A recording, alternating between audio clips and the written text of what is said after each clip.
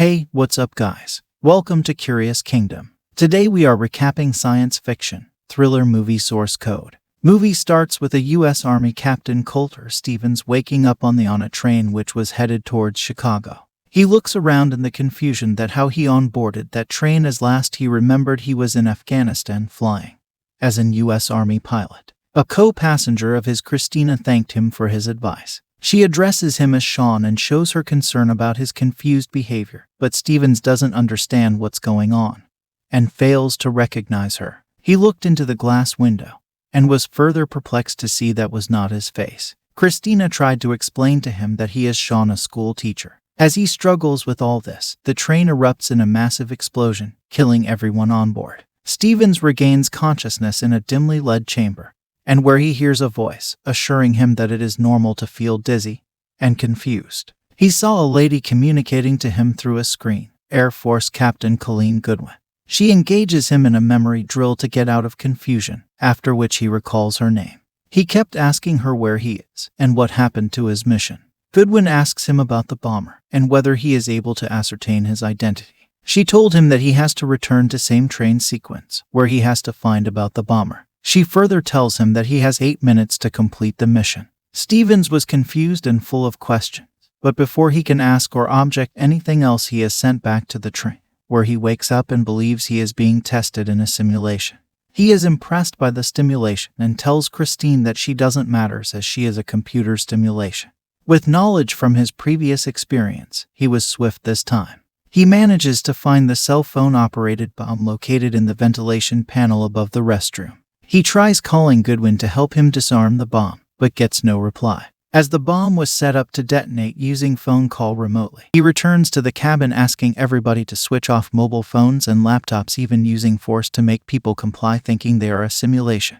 But still the bomb goes off and all passengers are killed. Again he wakes up in the same chamber and demands Colleen Goodwin to debrief him. With persuasion from Stevens, she informs him that from last 2 months he is with them. She further emphasizes that it is not a simulation, but actual lives depend on this mission. The train on which he woke up was destroyed in a blast this morning, and all the passengers on board were killed, including Steve, whose identity he assumes while waking up on the train. She informs that was first of the explosions, and many more are planned, and they have to stop them by identifying the bomber. Realizing the seriousness of the situation, Stevens informs her of the location of the bomb.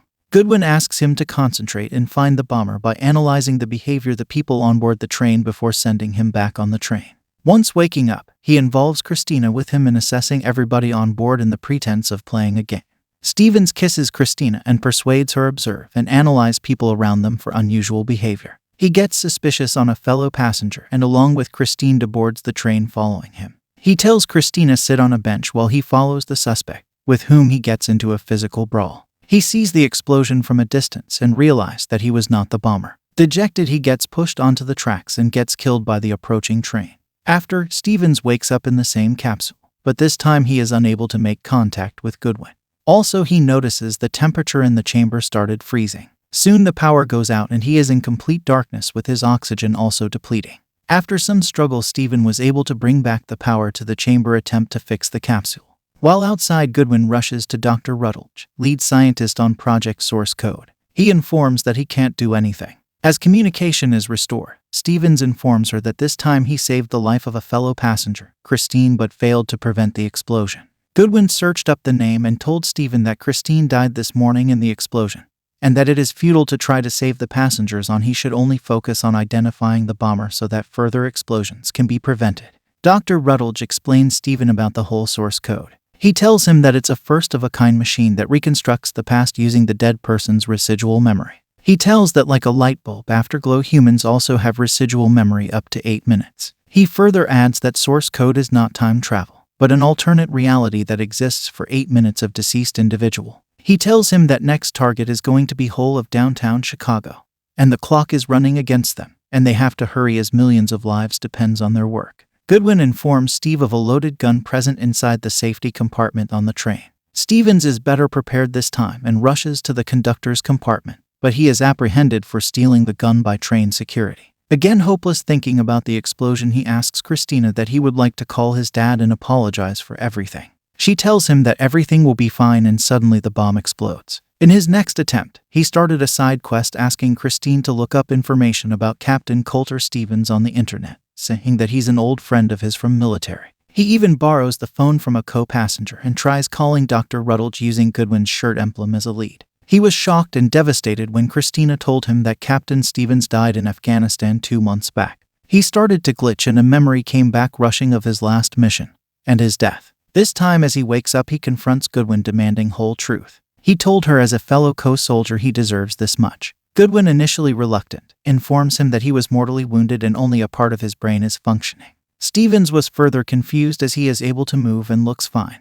To which Christina replies that they are just his manifestations, a kind of simulation to make him comfortable. Stevenson realizes that the capsule he is in is also a part of his imagination and gets furious as Goodwin is not willing to divulge any information about what happened to him. He is not ready to believe them, so he tells them about the phone call he made to Dr. Rutledge. Dr. Rutledge replied that he didn't receive any phone call. He further clarified that even if the call went through, it was in different alternate reality, and it is their reality that mattered to them right now. He further argued Stephen that many soldiers will prefer to be in source code and would like to serve their country than being dead, to which he replied that one death is service enough, but he is dying again and again. Dr. Rutledge promised to terminate his life support and grant him death once they are successful in their mission. After multiple failed attempts to find the bomber and gruesome deaths, Stephen started feeling hopeless. In this situation of dejection, Dr. Rutledge plays a recording of his dad's voice, admitting the last conversation they had was bitter, and he was never able to know his son fully.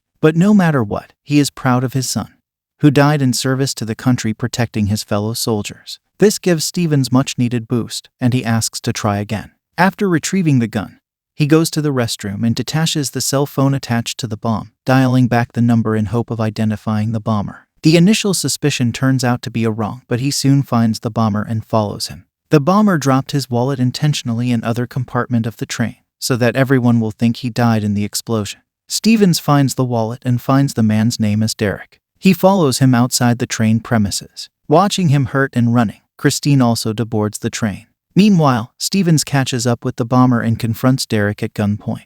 Derek remains unbothered and shows Stevens the nuke he is planning to use to blow up the city. Stevens gets distracted by Christina calling out to him, and Derek pulls out a hidden gun and shoots him. As Christina tries to run, Derek also kills her. Derek turns out to be a psychopath who is unhappy with everything and wants to destroy everything so that everything can start anew. As Derek drives away, Stevens sees the bomb go off on the train and Christina succumbs to her wounds. Stevens wakes up in the chamber and informs Goodwin about the bomber and his intentions, and the white van along number plate number that he had memorized earlier. They all are overjoyed and thank Stevens for his help and dispatch a unit to apprehend Derek. Soon the law enforcements are seen subduing Derek and the attack is averted, which they all celebrated. Stevens requests Dr. Rutledge to send him in the source code one more time as he wants to try saving those people on the train. Dr. Rutledge dodges the question and left celebrating the success of his brainchild source code. Stevens turns to Goodwin and asks her to send him in the source code. Goodwin sympathizes with Stevens as a fellow soldier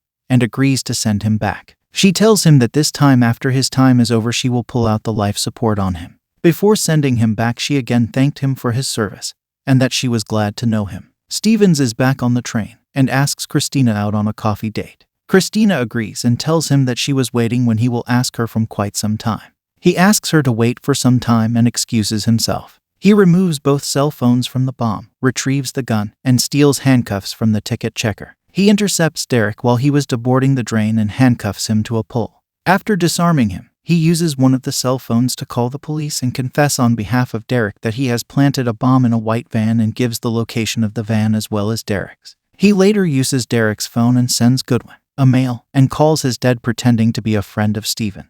He told him that Stevens loved him, giving a closure to both of them. He then goes back, embraces Christina, and kisses her on lips, making every second he has a count.